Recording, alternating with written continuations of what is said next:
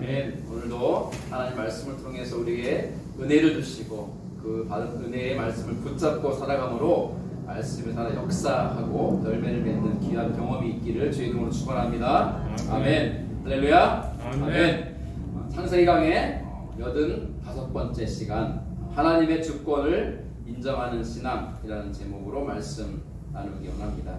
제목 우리 크게 한번 같이 읽어보죠. 시작. 하나님의 주권을 인정하는 신앙. 여러분들 세상을 떠나기 전에 하고 싶은 말이 있으십니까? 나는 죽기 전에 내 가족에게, 사랑하는 자녀들에게 꼭 이 말을 남기고 떠나고 싶다. 그런 메시지가 있으십니까? 흔히 죽으면서 혹은 죽기 직전에 하는 말을 가리켜 유언이라고 그러죠. 뭐 5, 60대까지는 유언에 대한 생각을 잘 안 할 텐데 한 7, 80대가 되면 생각을 해봄직합니다. 그러나 우리는 더 일찍 생각해보면 좋죠. 우리 정화자매 살 날이 많은데 목사님 무슨 유언입니까? 그러는데 내가 마지막 세상을 떠나면서 사랑하는 가족에게 또 사랑하는 이들에게 마지막으로 무슨 말을 하고 떠날 것인가 한번 생각해 보십시오. 그 하고 싶은 말을 다 전하고 떠난다면 아마 행복한 죽음일 것 같아요. 저는 야곱의 인생을 보면서 그가 말했던 대로 그의 인생은 한마디로 말하면 나그네 인생이요 험악한 세월을 살았던 삶이었어요. 그러나 그의 147년의 긴 인생 가운데 마지막 17년만큼은 행복했어요. 이미 아시는 대로 죽은 줄 알았던 요셉이 살아있고 그가 애굽 제국의 국무총리가 되어 있고 그 덕분에 초청 이민을 받아 애굽으로 이주하였고 그 기근이 심하여 다 죽어가는 환란의 때에 좋은 땅, 물이 있고 곡식이 있고 일할 수 있는 초원이 있는 고센 땅을 허락받아서 온 식솔들을 거느리고 살 수 있게 되었으니 얼마나 행복하고 감사해요. 그리고 보고 싶으면 언제라도 아들 요셉을 볼 수 있으니 얼마나 그의 17년 마지막 생애가 기뻤겠어요. 뿐만 아니라 이제 야곱은 하나님의 부름, 야곱아 이제 너도 조상들이 갔던 길로 가야 되겠다. 내가 너를 부르니 오라. 그러니까 하나님의 부르심을 받아 죽음의 관문을 통과해야 되는 때가 임박했어요. 쉽게 말하면 이제 곧 죽는다는 거죠. 근데 그 죽음을 앞둔 야곱이 세 가지를 유언처럼 남기죠. 첫 번째는 요셉에게 했던 축복의 말씀이었고 우리가 지난주에 살펴보았어요. 두 번째는 요셉의 두 아들 므낫세와 에브라임을 축복하며 기도해 줍니다. 마지막 세 번째는 다음 주에 살펴볼 말씀인데요. 49장 전체의 말씀, 즉 야곱의 12아들에게 마지막으로 축복과 혹은 책망과 혹은 장차 되어질 일들을 예언해 주는 것으로 그의 인생이 끝나요. 여러분 창세기가 50장까지 있는 거 아시죠? 끝나가죠. 이제 8월달이면 다 끝납니다. 드디어 책더리 할 때 떡이라도 한 2대 해서 나눠 먹도록 하겠습니다. 네. 그런데 이제 첫 번째 요셉에게 했던 말씀 이어서 요셉의 두 아들, 여러분 이름을 좀 기억하면 좋겠는데 장남이 므낫세고요 차남이 에브라임이에요. 이 당시는 아들이 둘이 있었거든요. 요셉이 그 후로 더 낳았는데 지금은 둘밖에 없는데 첫째 아들이 므낫세고 둘째가 에브라임이에요. 자, 그런데 지난주 말씀 기억하시죠? 요셉의 아버지인 야곱이 그 두 아이들을 이렇게 양자로 삼아요. 여러분 야곱과 그리고 므낫세 에브라임과 관계가 뭡니까? 할아버지와 손자 관계예요.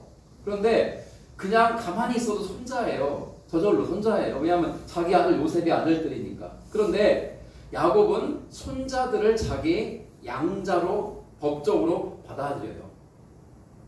이유를 말씀드렸다고 그랬죠? 왜냐하면 요셉의 아내는 애굽 사람이에요.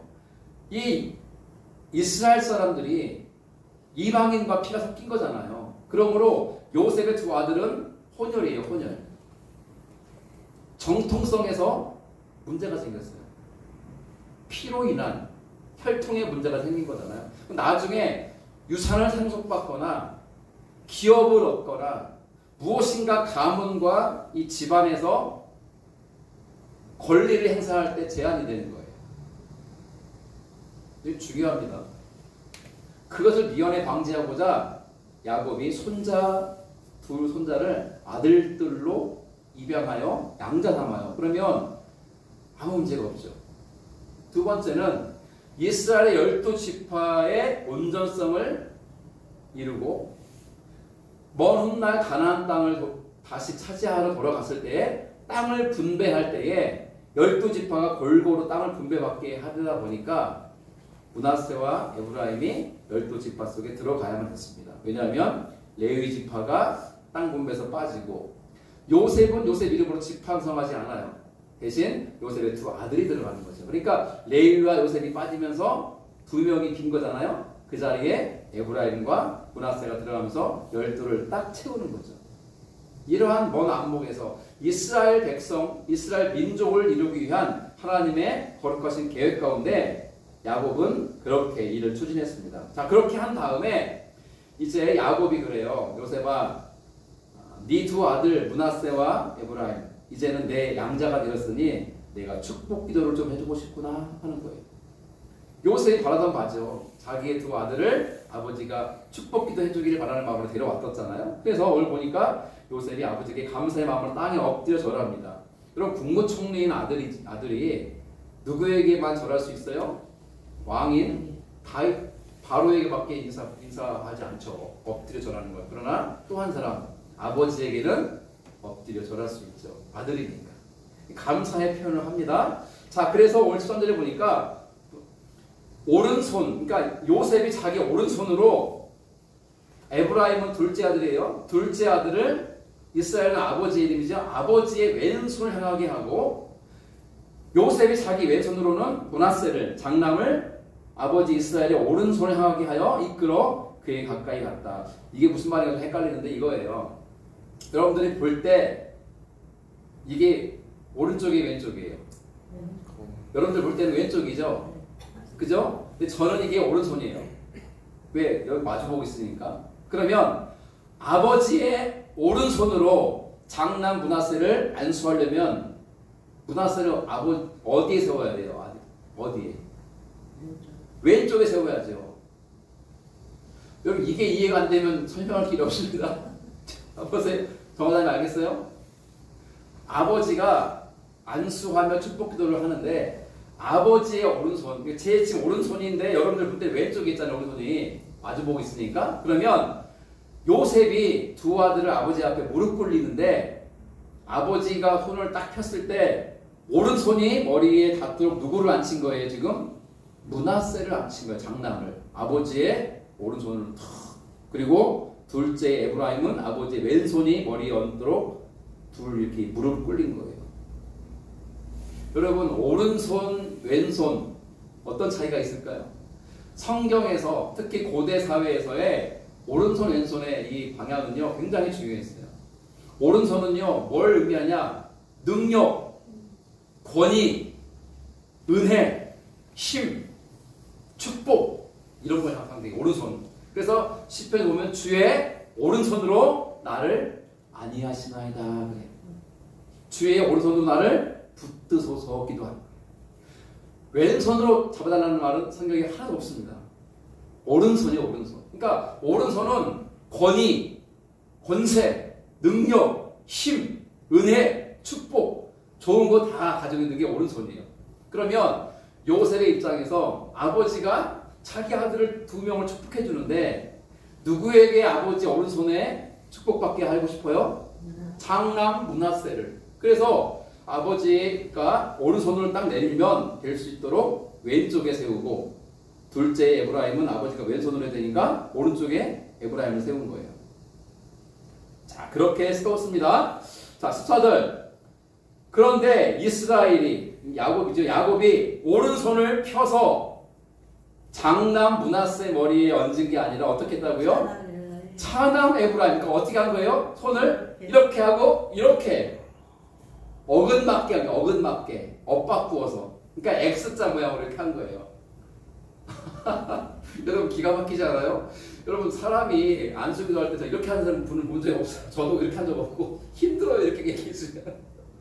그런데 야곱은 므낫세와 에브라임을 축복기도 하는데 오른손으로 이렇게 자연스럽게 뻗으면 될 일을 일부러 바꾼 거예요. 손을 일부러 엇바꾸어서 오른손으로 둘째 에브라임을 축복하고 왼손으로 장남 므낫을 축복한 거예요. 자, 그러면 이 야곱이 어떻게 기도하냐? 15절을 보면 그가 야곱이죠. 요셉을 위하여 축복하여 이르되 이 두 아이를 축복하는 거예요. 내 조부 아브라함과 아버지 이삭이 섬기던 하나님, 나의 출생으로부터 지금까지 나를 기르신 하나님, 나를 모든 혼란에서 건지신 여호와의 사자께서 이 아이들에게 복을 주시오며 이들로 내 이름과 내 조상 아브라함과 이삭의 이름으로 칭하게 하시오며 이들이 세상에서 번식되게 하시기를 원하나이다. 기도하는 거예요. 근데 축복 기도를 하면 서두에 가장 먼저 뭘 이 야곱이 말하냐면 하나님이 어떤 분인지를 말하고 있어요. 우리 목부님에게 하나님은 어떤 분이십니까? 목부님 생각하시는 하나님은 어떤 하나님이세요? 갑자기 물어보니까 생각을 해보셔야 되겠죠.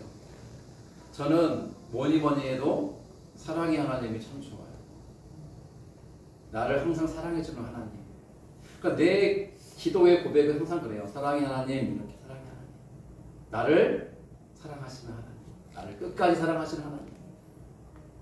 어떤 분은요, 마음이 너무 괴로워서 평안을 주시는 하나님이 사모가 됩니다. 그래서 늘 기도할 때마다 평안의 하나님 혹은 평안을 주시는 하나님, 내 마음에 평안을 주시옵소서 기도합니다. 어떤 분은 항상 가난해서 너무 힘들었나 봐요. 가난해서. 그래서 부유하신 하나님, 제 삶을 부욕케 하실 것을 믿고 기도합니다. 부유한 하나님. 어떤 사람은 몸이 너무 약했어요. 아프고. 그러니까 능력의 하나님, 강하신 하나님, 나에게 건강과 능력과 힘 주십시오. 기도합니다. 어떤 분은 항상 생각이 좀 모자라요. 부족해요. 어리석어요. 그래서 지혜의 하나님, 나에게 지혜와 청명을 주시옵소서. 여러분, 하나님에 대한 고백이 다 달라요. 그런데 야곱은 하나님을 세 가지로 고백해요. 첫째는 내 조부 아브라함과 아버지 이삭이 섬기던 하나님이라고 말해요. 그러니까 나의 할아버지 아브라함도 섬겼고 내 아버지 이삭도 섬겼으며 나도 섬겨왔던 하나님. 여러분, 하나님은 우리의 섬김 받으시기에 합당하신 분이에요. 이 말을 왜 합니까? 요셉과 그의 두 아들이 하는 말이, 야, 너희의 고조 할아버지 아브라함도 증조 할아버지 이삭도 너희들의 할아버지인 나도, 그리고 요셉 너와 네 두 아들, 내가 양자 삼은 두 아들 므낫세와 에브라임도 하나님을 섬기며 살기를 바란다, 그 말이에요. 두 번째는 뭘 고백합니까? 빨간색. 나의 출생으로부터 지금까지 나를 기르신 하나님. 여러분이 출생해서 지금까지 살아오는 동안 하나님이 나를 길러주셨다고 믿으십니까? 아멘. 이게 믿음의 고백인 거죠. 청년들 장난치려고 그럴 때 있죠. 생일 때, 친구 생일 때. 왜 태어났니? 왜 태어났니? 이게 장난치면서 못 불러요. 왜 태어난 사람이 어디 있어요? 하나님이 계획하시고 뜻하신 바가 있어서 세상에 태어나게 하신 것이에요. 그러니 엄마 뱃속에서 생겼을 때부터, 출생했을 때부터 살아온 지금에 이르기까지 나를 기르신 분은 하나님이라는 고백을 하는 거예요. 여러분, 내가 내 힘으로 살아가는 것은요, 교만한 자이고 믿음 없는 자예요. 그러나 아무리 생각해봐도 나를 돌보시고 나를 기르신 분이 하나님이심이 고백되는 사람은 실로 믿음의 사람이죠. 여러분, 믿음의 사람과 그렇지 않은 사람의 차이는 거기에 있는 거예요. 이 고백을 하면서 뭡니까? 기도하는 거죠. 야곱이, 하나님, 내 아들 요셉과 또 요셉의 두 아들이고 내가 양자 삼은 므낫세와 에브라임도 그들의 평생을 돌봐주시고 길러주시기를 바랍니다. 기도하는 거죠. 세 번째는 노란색 16절에 보면 나를 모든 혼란에서 건지시는 하나님을 고백해요. 여러분 야곱만큼 삶이 버라이어티하고 막 위험이 많고 죽을 고생하고 한 사람도 많지 않아요. 물론 다니엘이나 뭐 다니엘 세 친구 같은 사람들은 바벨론에 잡혀갔다가 사자굴에 던져지기도 하고 풀무불에 던져지기도 하는 고난을 당하지만 그것은 포로라고 하는 특별 상황에서 당하는 고통이고 일상의 삶 속에서 당하는 어려움이 있을 때 그 어려움에 더 큰 어려움을 당한 자가 누구냐고 말할 때 야곱은 빼놓지 않고 얘기하죠. 그의 인생이 너무나 험악했으니까. 그런데 그러한 험악한 환난 중에서도 나를 항상 건지신 하나님. 여러분 그 하나님 믿으십니까? 그 하나님을 믿으시면요 우리 삶은요 절망할 수가 없어요. 왜냐하면 나를 지금까지 환난에서 건지신 분이 하나님이라고 믿는다면 앞으로 만나게 될 환난도 하나님이 건지실 것이기 때문에 그런 거예요. 아멘. 그 믿음이 신앙 고백의 핵심인 거예요. 여러분 자 보세요. 지금까지 나의 인생 가운데 환난이 많았는데 동경제 그 환난 속에서 하나님 나를 건져주셨어 라고 하는 고백이 없으면 앞으로 살아가면서 만나게 될 환난은요 그냥 두려움밖에 없는 거예요. 그러나 환난 속에서 하나님 나를 건져주셨어 라고 하는 믿음의 고백이 확실히 있으면 우리가 무엇을 도망할 수 있냐면 앞으로 살아가면서 만나게 될 환난도 하나님이 그 속에 나를 건지실 거야 라고 하는 믿음이 생기기 때문에 우리 능히 감당할 수 있다는 거예요. 이게 엄청난 차이, 하늘과 땅 차이인 거예요. 하늘과 땅 차이. 이러한 하나님에 대한 고백을 야곱이 하는 이유는 그냥 자조, 내가 내 인생을 돌아봤을 때 하나님은 이런 분이야 라고 말하고 싶어서 말하는 것만이 아니라 요셉과 두 아들 므낫세와 에브라임에게 내가 만난 하나님이 어떤 하나님인지 알려주고 싶은 거예요. 첫째는 우리가 섬겨야 되는 하나님이니 너희들 평생에 하나님을 잘 섬겨야 된다. 둘째, 그 하나님이 출생부터 지금까지 나를 기르신 하나님인데 그 하나님 너희들도 기르시고 돌보실 거야. 그걸 믿어라. 셋째, 하나님은 나를 모든 혼란에서 건지신 분이야. 그러니 너희들도 그 하나님을 믿어라. 그 하나님 너희들을 혼란에서 건지실 거야. 그 말을 하는 거예요. 자, 이렇게 한 다음에 세 가지의 또 축복 기도를 합니다. 노란색 보시면 첫 번째, 하나님, 그 하나님 세 가지 고백에서 그 하나님이 이 아이들, 므낫세와 에브라임이죠. 이 아이들에게 복을 주시오며. 여러분 하나님의 복이 클까요? 작을까요? 커요. 크죠. 헤아릴 수가 없죠. 근데 여러분 그 복을 믿지 않고 기대하지 않는 사람들에게는 죄송하지만 복이 임하지 않아요. 여러분 사람이 희한하지 않아요? 인격적인 관계는 항상 그거예요. 늘 말씀드리지만 우리 하은이가 이제 만 3세가 지나고 이제 4세가 되어가니까 자기 생각이 막 있잖아요. 하고 싶은 거, 먹고 싶은 거, 입고 싶은 게 따로 있어요. 엄마가 오늘 하은아 이거 입히려면 싫어. 막 이거 입을래. 그 뭐예요? 내가 입고 싶은 게 생긴 거예요. 또 엄마 입장에서는 하은이에게 이걸 먹으려고 하는데 하은이가 나 이거 안 먹어. 이거 먹을래. 그러니까 내가 하고 싶은 게 생기는 거예요. 근데 그때 강제로 됐어 이거 먹어 하는 것은 비인격적인 거예요. 인격적인 것은 먹고 싶은 걸 먹게 하되 그게 몸을 상하게 하는 것을 설명해 줘야 돼. 하은아 너 사이다 먹으면 뼈가 상해. 너 뼈가 오징어처럼 흐물흐물해져. 괜찮아? 무서워. 그래. 어릴 때는 사이다 먹으면 안 돼. 그리고 저도 하은이 앞에서 사이다 먹었던 적이 몇 번 있는 것 같아요. 회개합니다. 아이들 앞에서 어른들은 먹으면서 애들 보고 먹지 말라 하면 애들이 더 먹고 싶잖아요. 여러분 어릴 때 커피 타서 마셔본 적 없으세요? 저는 커피가 꽤 궁금했어요. 왜? 어릴 때 부모님들이 커피를 못 마시겠거든요. 근데 한 번 먹고 안 먹었어요. 너무 써가지고. 왜 이 쓴 걸 마시지? 가을은 하면 아이들 앞에서 어른들은 아이들 먹지 않았으면 싶은 거는 안 먹어야 돼요. 아이들 없을 때 먹어야 돼요. 인격적이라는 것은 그거예요. 상대편을 무시하지 않고 그의 의견과 생각을 들어주는 거고 잘못된 생각이 판단되면 설득을 하는 거예요. 그것이 옳지 않다는 것을 깨달도록. 하나님도 우리에게 복을 주시는데 하나님 나 그거 필요 없어요 라고 하거나 무슨 복은 복이야 라고 무시하거나 복 받기를 기도하지도 않고 기대하지도 않는다면 하나님 주시겠냐고요. 생각해보세요. 제가 우리 권사님에게 권사님 저기 정구지 지짐이 좀 해다 주세요 라고 부탁을 하면 권사님 해다 주실까 안 해다 주실까요?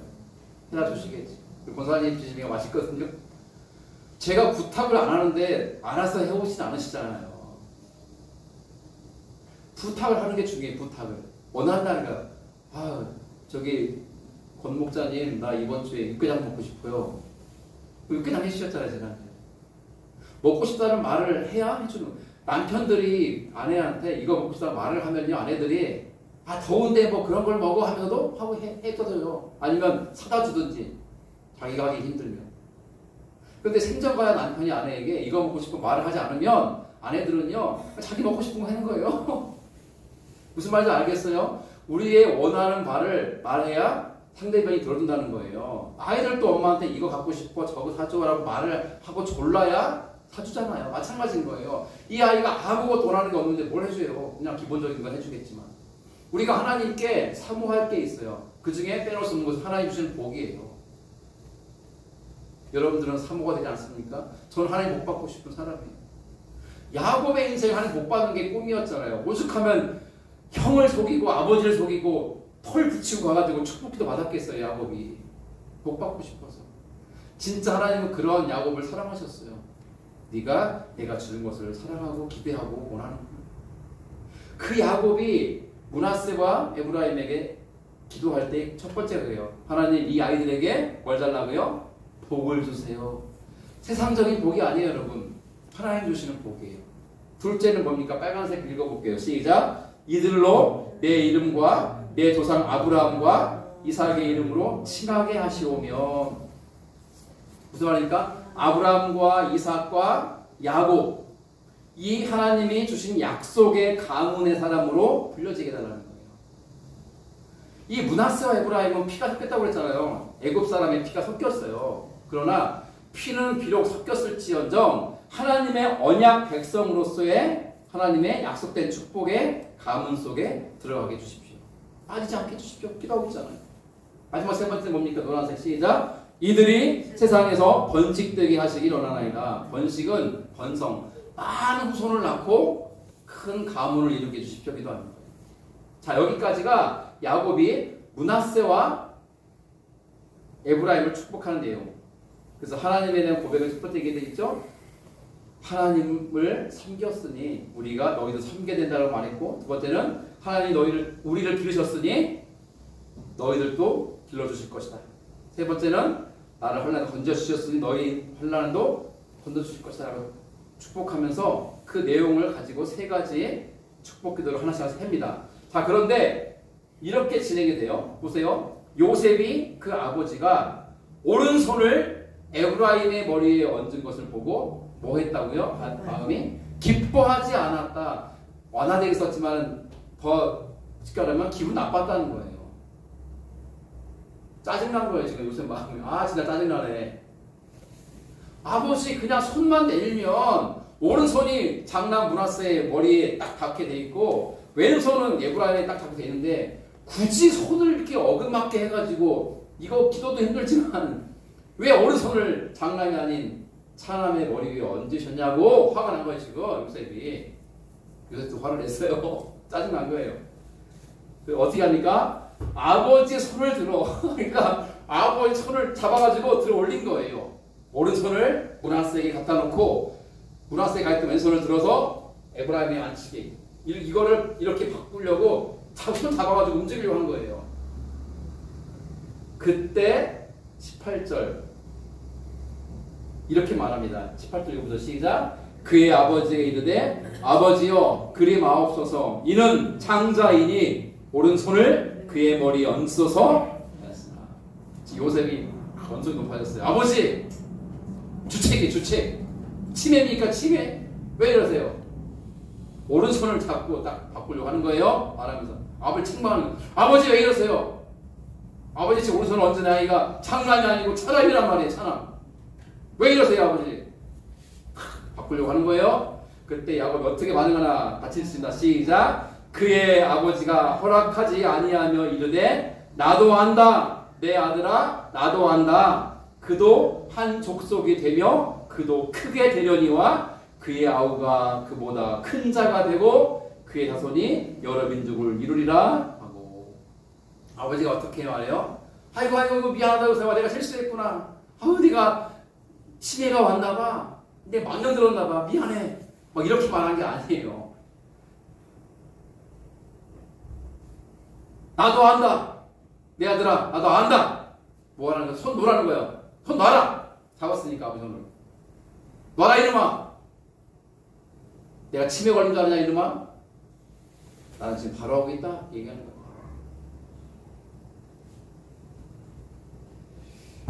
여러분 궁금하지 않아요?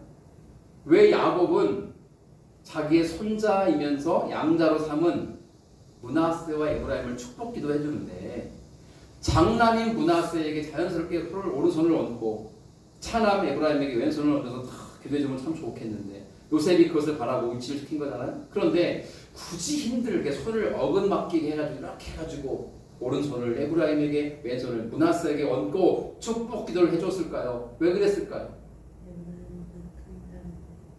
내용은 그렇죠. 왜 그래요? 자, 분명한 것은 실수한 거 아니에요, 그죠? 실수한 거 아니에요. 그러니까 야곱이 이렇게 해야 되는 건데 실수로 이렇게 한 게 아니라는 거예요, 그죠?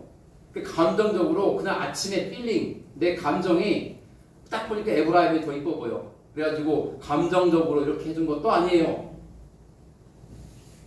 아니면 요셉 골탕 먹이려고 이놈아 맛 좀 봐라 하고 요셉의 마음을 힘들게 하려고 한 것도 아니에요. 의도적으로 일부러 그렇게 한 거예요. 일부러. 왜 그랬냐는 거예요. 그렇죠. 네, 맞아요. 근데 좀 더 분명한, 사실 성경이 이유를 설명해 주지 않아요. 근데 전체 문맥 속에서, 이야기 속에서 우리가 유추할 수 있는 분명한 답은 하나 있어요. 그게 누구의 뜻이기 때문에? 하나님의 뜻이기 때문에 그렇게 한 거예요. 그럼 질문을 또 할 수 있어요.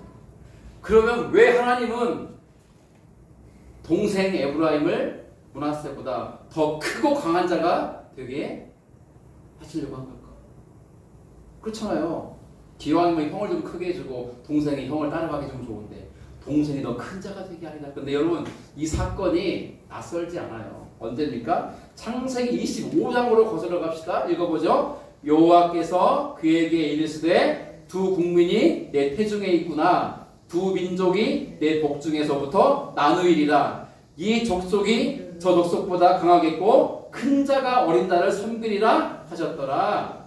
이게 하나님이 누구에게 하신 말씀일까요? 야곱과 에사의 어머니인 리브가에게 한 말이에요. 여러분 야곱이 지금 므낫세보다 에브라임을 축복하고 있는데 그 장면이 야곱이 쌍둥이 형 에서와 엄마 뱃속에 있을 때예요. 엄마에게 하나님 한 말이 이게 리브가야 네 뱃속에 쌍둥이가 있구나 그랬어요. 그런데 동생이 형보다 더 큰 자가 될 거다 그랬어요. 그리고 큰 자인 형이 동생을 섬길 거다 그렇게 말했어요. 여러분 왜 하나님이 이런 말을 했을까? 우리 이유를 몰라요. 이유는 몰라요. 근데 중요한 것은 그게 하나님의 뜻이에요.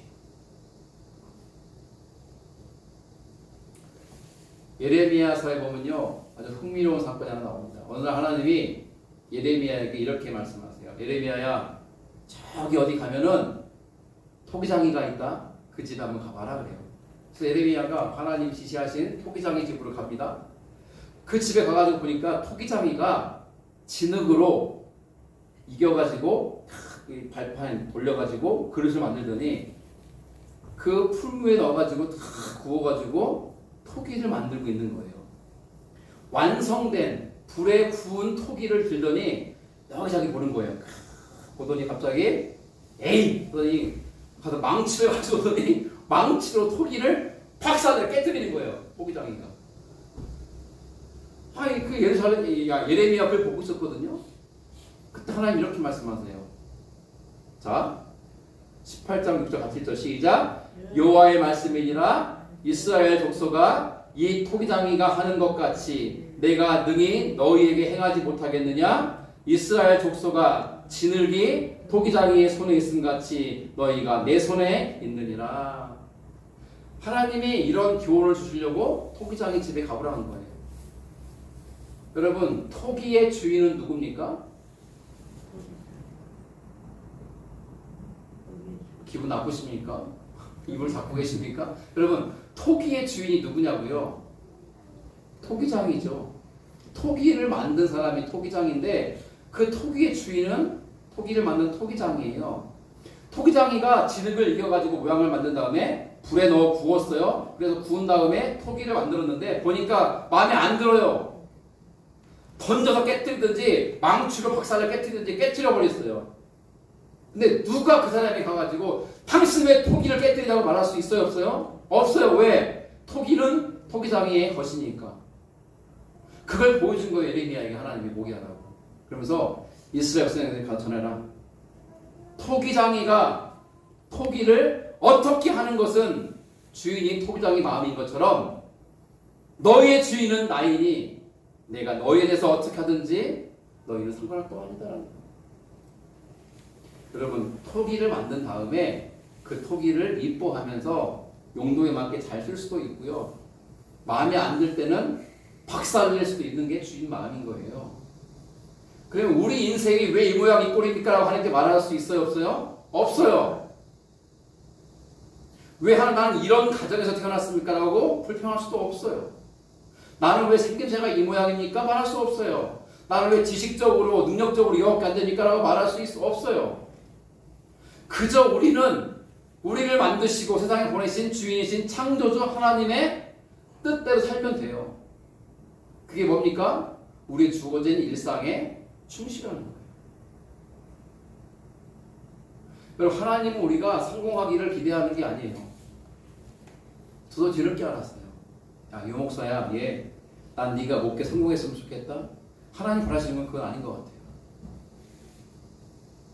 진짜 하나님 저에게 바라시는 것은요, 충성이에요. 충성.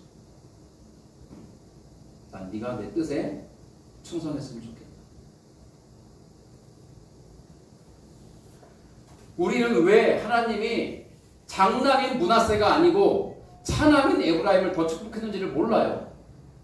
왜 하나님은 야곱에게 오른손을 어긋맞게 해서 에브라임의 오른손을 얹고 장남인 므낫세의 왼손을 얹고 축복기도를 해주라고 했는지를 몰라요. 그런데 그 이후 역사를 보면요, 에브라임이 12지파 중에 가장 큰 지파가 돼요. 그리고 므낫세는 가나안 땅에 들어왔을 때 어떻게 되는지 아시죠? 요단강을 사이에 두고 동쪽과 서쪽 반 나눠서 도착을 해요. 그래서 므낫세 반지파라고 그러잖아요. 한쪽 지파는 요단강 동편에, 한쪽은 요단강 서편에. 하나의 지파가 반으로 쪼개졌으니 얼마나 약해졌겠어요, 이미. 희한하죠.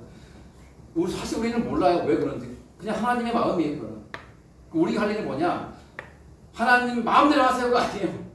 하나님의 마음을 헤아리고 하나님의 뜻을 따라 살아가는 것, 우리가 할 일이에요.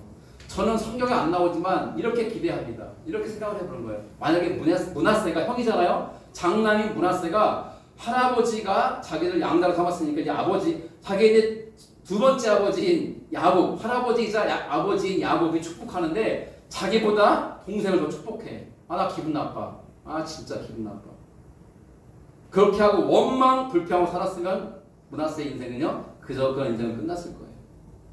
그러나 그게 아니라 여러분, 축복기도 내용 속에 뭐예요?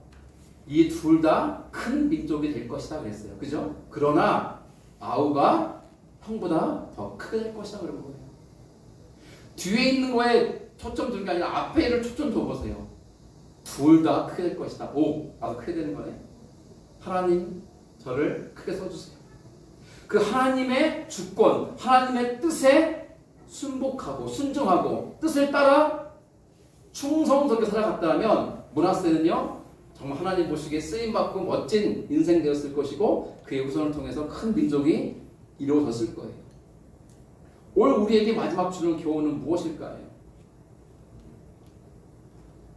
이야기를 하나 하고 말씀을 이제 매듭 지어보자 합니다. 유대인들 아시죠? 지금 이스라엘 나라에 살고 있는 유대인들인데요. 유대인 중에 한 사람이 얘기합니다. 태어날 때 전신이 마비되어서 한 번도 땅에 발 딛고 서본 적이 없는 사람이 있었어요. 남자인데요. 근데 그 사람이 전동 휠체어를 타고 다니거든요. 못 움직이니까, 못 걸으니까. 남들이 10년이면 받을 수 있는 박사학위를요, 무려 20년 동안 공부해서 학위를 받았어요. 그 박사학위를 받는 날, 그 유대인의 어머니가 참석했어요. 사람들이 물었습니다. 그 어머니에게. 어머니, 어떻게 이렇게 훌륭한 아들을 두셨습니까? 몸에 장애가 있잖아요. 걷지 못하는 장애, 마비된 장애. 근데 어머니는 이렇게 말했어요. 나는 내 아들에게 어릴 때부터 이렇게 말했습니다. 아들아, 내가 장애를 가지고 태어난 것은 그것을 이겨냄으로 하나님께 영광을 돌리기 위해서이다. 그러니 자신감을 가지고 살아라. 여러분, 그럴 수 있습니까? 아기를 낳는데 아기가 전신 마비 장애인이에요. 못 움직여 몸을. 그런 애에게, 얘야, 네가 장애를 갖고 태어난 것은 하나님 뜻이 있어서다. 네가 장애를 이겨냄으로 말미암아 하나님께 영광이 되게 하시려고 너에게 장애를 준 거야. 그럼 이런 말을 할 수 있냐고 했죠, 자식한테. 근데 그 어머니는 그렇게 했다는 거예요. 항상 아들에게, 아들아, 잊지 마라. 하나님의 뜻이 거기 있다. 결국 그 아들은 열심히 공부해서 대학을 졸업하고 학사를 받고 대학원 공부해서 석사를 받고 마지막 박사학위까지 오랜 시간이 걸렸지만 학문적 성과를 이뤘고 훌륭한 학자가 됐다는 거예요. 예루살렘에 있는 히브리 대학 박사학위를 받은 분이라는 거예요.